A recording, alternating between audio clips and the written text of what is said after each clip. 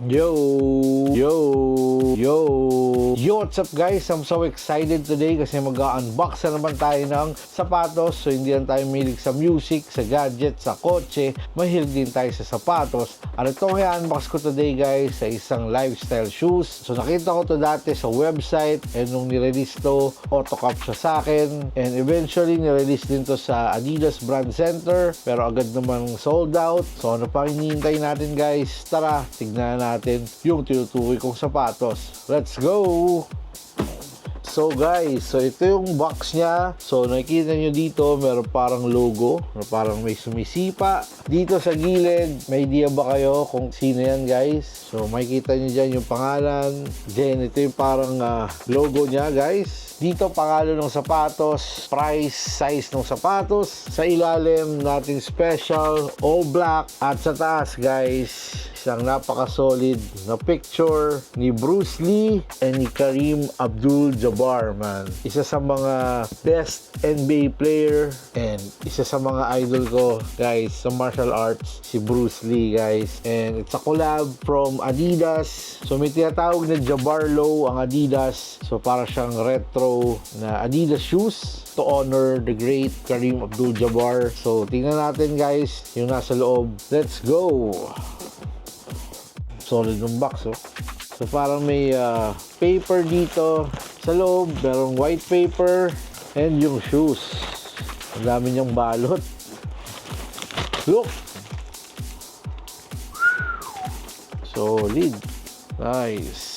And guys, so ito yung sinasabi kong paper na nasa loob pa na may picture ni Kareem Abdul-Jabbar tsaka ni Bruce Lee. Tingnan nyo kung gaano kahaba yung Kareem Abdul-Jabbar compare kay Bruce Lee, grabe, solid.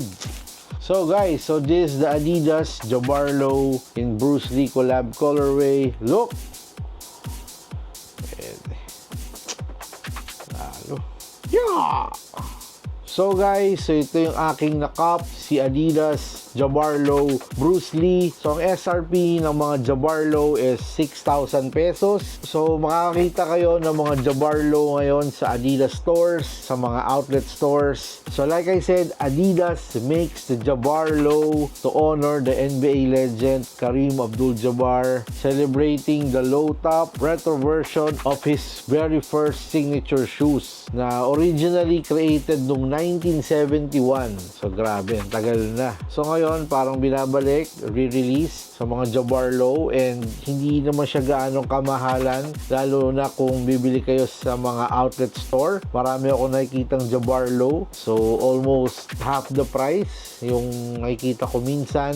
And isa sa mga okay ding pamorma, si Jabbar Low, kung medyo sawa na kayo sa mga specials, samba, o sa mga superstars man, I think you should try this from Adidas, tong Jabbar Low. So actually guys, na-purchase ko to around December last year. So ngayon ko lang siya in-unbox para sa inyo and sinuot ko rin to dun sa aking wedding reception. Kaya memorable na sa akin tong sapatos na to. And binili ko to dahil gusto ko yung collab nila with my idol, Bruce Lee. So makikita nyo dyan yung kanyang pangalan dito sa may ankle area. So madalas kong makita yung mga Jabbar Lows na basic colors. Ito yung pinaka nagustuhan ko. And lalong-lalo na collab pa, like I said, sa aking ina-idol sa martial arts. So malapit na magkaibigan si Kareem Abdul-Jabbar at si Bruce Lee. Actually, si Kareem Abdul-Jabbar ay nagpapaturo kay Bruce Lee dati. So estudyante ni Bruce Lee si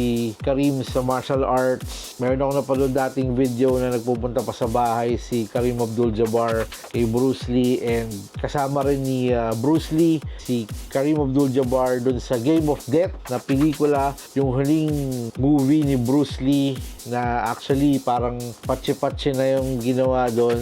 So yung last part, yung parang umaakit si Bruce Lee sa temple na kinalaban niya si Dan Inosanto. Tapos may nakalaban si Bruce Lee doon na isang malaking tao. Yun ay si Kareem Abdul-Jabbar. Solid yung laban nila doon. And hindi siya yung paborito kong pelikula ni Bruce Lee. Mas gusto ko yung mga nauna. Yung mga Chinese Connection, mga Fist of Fury, tsaka yung mga Enter the Dragon. Tsaka yung nasa box, ito ito yung nasa Game of Death na movie. I think nasa set nila to, astig, and parang collector's item sa mga fans ni Bruce Lee. So sa mga may fans kay Bruce Lee, I think this is a must cop. Hindi ko lang alam ngayon kung saan makakabili right now, kasi like I said, last year ko pa to nabili. Nakita ko to sa Adidas Brand Center, sitting, naka-display lang, and after I think mga 2 weeks naubos na rin si Jabbar Low Bruce Lee. And comfort wise, itong sapatos na to, napaka-solid.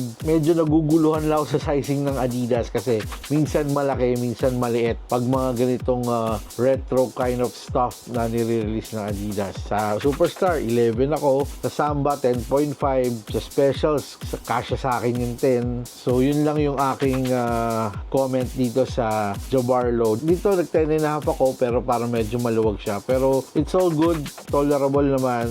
And adjust na lang sa medyas. So, kayo guys, kung kayo tatanungin, is this a cup or a drop? Please leave a comment sa baba. Pero anyways, sana magkaroon pa ng ibang kulay nito. Kung merong black and red and yellow, diba? Pero I think ito lang yung nirelease na Jabbar Low. Correct me if I'm wrong, na Bruce Lee collab, and para sa akin, tama lang yung price niya. Rating ko dito is 9.5 out of 10. Almost perfect siya para sa akin. Siguro kung naging black tong ilalim, I think 10 siya para sa akin. And isa sa mga gusto kong yellow na sapatos, itong Jabbar Low Bruce Lee, man. Meron din parang high top nito or mid top, pero syempre mas gusto natin ng low top na pamorma, diba? So Jabbar Low Bruce Lee, man, ayos.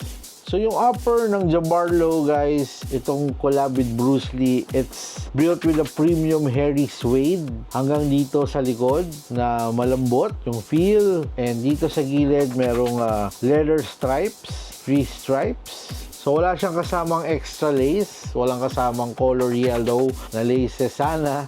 So it's color black. Then ito yung tongue na may Adidas, tsaka may hook shot na logo ni Kareem Abdul-Jabbar. So sa mga hindi nakakaalam, Kareem Abdul-Jabbar, isa sa mga nagpauso nung skyhook sa NBA. So hirap i-block noon that time. And isa sa mga top players ng LA, si Kareem dati. So Adidas ang kanyang signature shoes. So kanina nyo pa ito nakikita, yung Bruce Lee dito sa may ankle area. So magkabilang sapatos yan, guys. And dito sa likod, yung logo na flying kick ni Bruce Lee. And guys, yung maganda din dito is yung insole.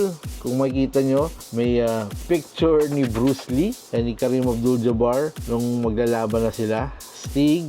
So ito yung ilalim or traction ng Jabbar Low. So it's a typically rubber outsole, guys, the herringbone pattern. So very good sa indoor and outdoor, man. Matibay mga Jabbar Low, man. Iconic. So guys, in terms of sizing, like I said, kinuha ko siya on 10.5.